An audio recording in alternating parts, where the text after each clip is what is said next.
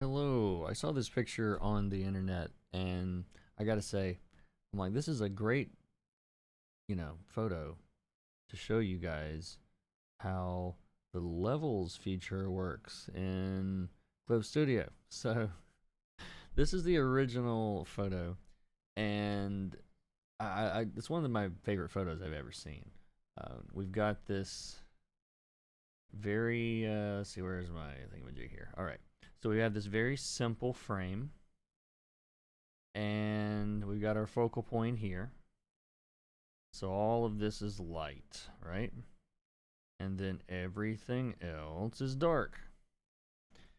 And so let's say we really wanted to sort of push the values on this and we wanted to do it with the levels adjustment. So what I'm going to do is open up the levels adjustment window. In Clip Studio, it's under, what's it under? Edit, tonal correction, levels adjustment. And I've got it mine set to Control D, but you can set that to whatever you want in the settings.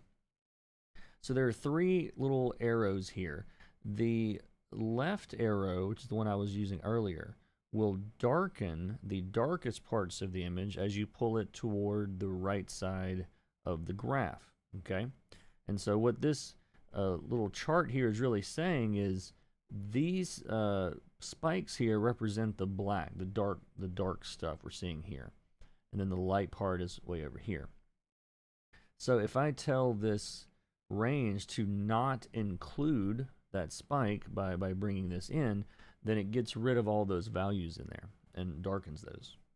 All right, on the other end of the spectrum, there is this side, which brightens from the right, okay? And so it takes the brightest parts of the image and makes it even brighter, okay? And on this one, it almost immediately starts to overexpose. You can see where it's like we're losing detail in the snow, the more I add stuff. So perfect photo as far as exposure goes. And then you have this middle one, which will either lighten the midtones by pulling it toward the left or darken the midtones by pulling it toward the right. And so this is a really easy way to, kind of pump up your colors after you're done without having to work very hard, which is the key. All right. Hope you guys enjoyed this little bonus video.